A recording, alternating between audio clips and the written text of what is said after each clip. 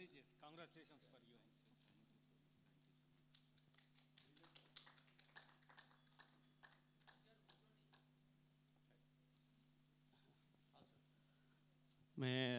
तहे दिल से शुक्रिया अदा करता हूं प्रेम कुमार जी का, जिन्होंने मुझे कंटिन्यूसली फ़ोन करके इस कार्यक्रम में उपस्थित रहने के लिए आमंत्रित किया।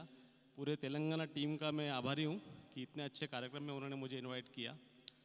शॉर्ट में मेरी स्टोरी बताऊंगा। 2004 से जब भी मैं मेडिकल स्टूडेंट था तब से मैं इस ऑर्गेनाइजेशन से जुड़ा हूँ। रीटा बहुगुणा जोशी जी जो पहली बार मुंबई चैप्टर लॉन्च हुआ था, उस टाइम से मैं मेरे कुछ 200 डॉक्टर साथी मतलब मेडिकल स्टूडेंट साथी इससे जुड़े थे और तब से आज तक मतलब 18 साल हो गए इस ऑर्गेनाइजेशन में। मेरे को बहुत ही अच्छा कंसेप्ट है। इसका लोगो में ही लिखा है वसुदेव कुटुंबकम, यानी कि पूरा इंडिया एक फैमिली है। जैसे आपको लगता है कि मैं मुंबई में रहता हूँ तो मेरी फैमिली है, मेरे रिलेटिव्स है, और जब आपको मालूम पड़ता है कि पूरी इंडिया में एक फैमिली है तो कितना पावर आता है। पावर आता है कि नहीं? कुछ भी तकलीफ होती है, हम दिल्ली से कुछ मुंबई में तकलीफ हो गई तो दिल्ली से आदमी आता है, भोपाल से आता है, हैदराबाद से आता है, उनको तकलीफ है तो हम जाते हैं। तो एक फैमिली का जो कंसेप्ट है वो माथुर के सब में, सब युवाओं में वो प्रचार करके जोड़ा है। मैं सभी युवाओं को कहना चाहता हूँ कि बहुत ही अच्छा ऑर्गेनाइजेशन है, बहुत इसमें ऊर्जा है, आप जुड़िए। हमने जब भी सोसाइटी में जब भी ज़रूरत पड़ी है, वो फिर हेल्थ का हो या जब भी तकलीफ़ हो, हमने एक साथ हो के एक मोर्चा खड़ा हमेशा किया है। जब भी मुंबई में टेररिस्ट अटैक हुआ था तभी हमने अवेयरनेस वर्ल्ड ट्रेड सेंटर के एसोसिएशन में और मुंबई यूनिवर्सिटी ने बहुत बड़ा कार्यक्रम किया था। 10,000 लोगों ने उसको अटेंड किया था और कम से कम 7 से 8 स्टेट्स के सीएम मुख्यमंत्री उस कार्यक्रम में आए थे। हेल्थ सेक्टर में अभी कोविड में हमने कोविड कैंप लगाया था। जब लोग डरे हुए थे, जब लोग मर रहे थे, लोगों को मेडिसिन नहीं मिल रहा था, तभी राष्ट्रीय योग परिषद के माध्यम से हमने कोविड कैंप लगाया था। कुछ कुछ मजबूरी हमारी पर्सनल भी थी। मैं हूँ डॉक्टर, मेरी भी कुछ प्रॉपर्टी है, कुछ पैसा है, लेकिन उस टाइम ऐसा था कि फाइनेंशियल कंडीशन भी नहीं थी। ये एक ऑर्गेनाइजेशन ऐसी है जो पैसे पे नहीं चलती है। मैंने अपना खुद का प्रॉपर्टी बेच के लोगों के लिए वो कैंप लगाया। मेरा फार्म हाउस था, घर तो बेच नहीं पाया लेकिन फार्म हाउस था, तो मैंने अपना फार्म हाउस दाव पे लगाया क्योंकि लोग वहाँ मर रहे थे। क्या काम का उस फार्म हाउस का, जब लोग मेरे सामने मर रहे तो मैंने अपना फार्म हाउस बेच के वो लोगों के कैंप लगाया, लोगों को मेडिसिन दिया। मेरी पूरी टीम पॉजिटिव आ गई। उसके बाद भी हमने वो कैंप छोड़ा नहीं। हमने कंटिन्यूसली लोगों को ट्रीटमेंट दिया है। कोविड के काल में कोविड ख़त्म हुआ तो बच्चों का वैक्सीनेशन जब भी आया, 8,000 बच्चों को हमने फ्री वैक्सीनेशन दिया है राष्ट्रीय योग परिषद के माध्यम से। और ऐसी कई गवर्नमेंट्स की स्कीम है जो हम लोगों तक पहुंचाते हैं। तो राष्ट्रीय योग परिषद के माध्यम से जितना हो सके हम युवाओं को प्रेरित करते हैं। और आज किसी कारण से रीटा जी इस कार्यक्रम को अटेंड नहीं कर पाए, उनकी हेल्थ ठीक नहीं है इसलिए, वरना वो हमारी इंस्पिरेशन है, इस ऑर्गेनाइजेशन की वो संरक्षक है। और उन्होंने एक बच्चे को कैसा मेंटर करते हैं उस तरह से, मतलब मैं तो 18 साल से हूँ, उस तरह से उन्होंने मेंटर करते हुए आज 18 साल से हमको ये पोजीशन पे लाया है।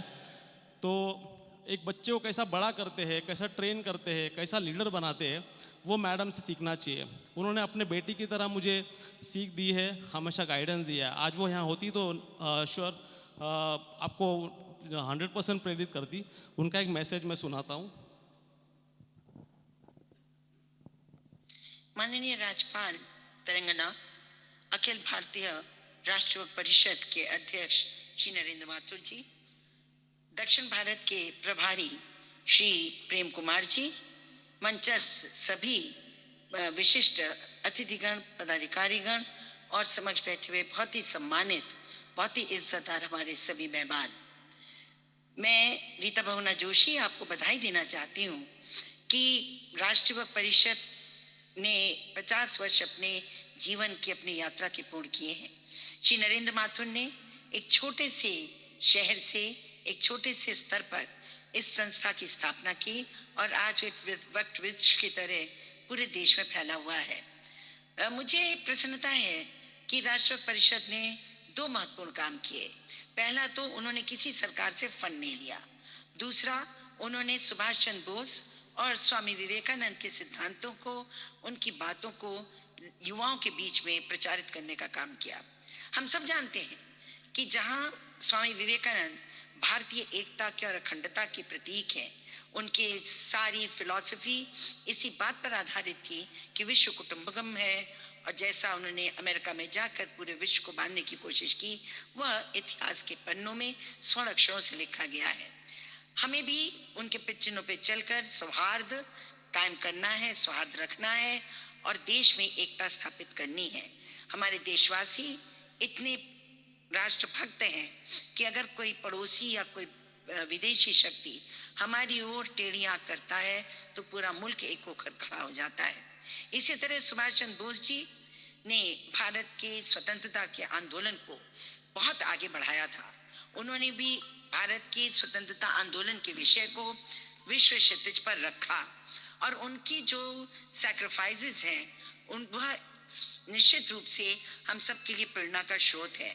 आज के युवा को, जो कि बहुत ही प्रतिभाशाली है, इन बातों को बताना, उनको स्मरण दिलाना, उनके बारे में चर्चा करना, ये बहुत अच्छी बात है। इसके अलावा जो बहुत सारे अच्छे काम, सामाजिक काम इस संस्था ने किए हैं, विभिन्न सेक्टर्स में सोशल वर्क किया है, उसके लिए भी हम राष्ट्रीय परिषद को बधाई देते हैं।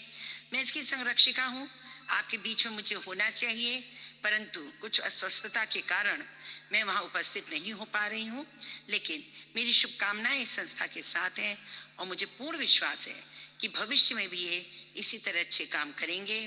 मैं उन सभी अध्यक्षों को जो अलग अलग प्रदेशों से आए हैं उनको अपनी शुभकामनाएं देती हूँ और निश्चित रूप से आपके बीच में शीघ्र उपस्थित होंगी। मैं माननीय राज्यपाल महोदय का विशेष आभार व्यक्त करना चाहती हूँ, क्योंकि राज्यपाल महोदया ने मेरे निवेदन को स्वीकार करके यहाँ आई हैं। वो पौंडीचेरी में थी, केवल इस कार्यक्रम के लिए वापस लौटी हैं, तो मैं उनको विशेष रूप से अपना आभार व्यक्त करती हूँ और इस बात के लिए क्षमा चाहूँगी कि मैं वहाँ उपस्थित नहीं हो पाई। इन्हीं शब्दों के साथ मैं एक बार पुनः आज की संगोष्ठी को, आज के कार्यक्रम की सफलता के लिए की मनोकामना करती हूँ। धन्यवाद। जय हिंद।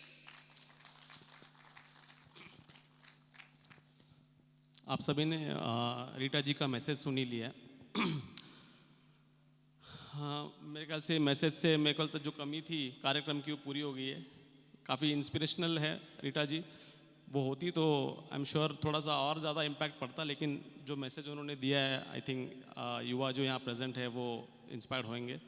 मेरे से युवा जो 18 साल से इस ऑर्गेनाइजेशन से जुड़े हैं, मैं ये सोचता हूँ कि जैसे रीटा जी को देख के, माथुर जी को देख के मैं इंस्पायर्ड हुआ हूँ। मैं अपने क्षेत्र में, मैं किसी पॉलिटिकल पार्टी से बिलोंग नहीं करता हूँ, मैं अपने क्षेत्र में जितना मेरे से हो सके सोसाइटी के लिए, मेरे कुटुंब के लिए, पूरा देश मेरा कुटुंब है, जितना हो सके मैं उतना करता हूँ। जहाँ नहीं हो सका मैंने एक्स्ट्रा एफर्ट भी लिया है। डॉक्टर तो पेशे से हूँ, तो मैं मेडिकल लोग एक्सपेक्ट करते हैं कि कुछ हेल्प ज़्यादा कर सकते हैं। कोविड में तो काफ़ी हेल्प हुआ है। उसी तरह मैं सोचता हूँ कि आने वाले पीढ़ी जो युवा यहाँ बैठे हैं, आगे जाके इसका मशाल आपको कंटिन्यू करे, ताकि 50 नहीं 100वें साल पे शायद माथुर जी रहे, मैं रहूँ नहीं रहूँ, लेकिन मशाल चलती रहनी चाहिए। यही कह के मैंने 2 शब्द ख़त्म करता हूँ। Thank you.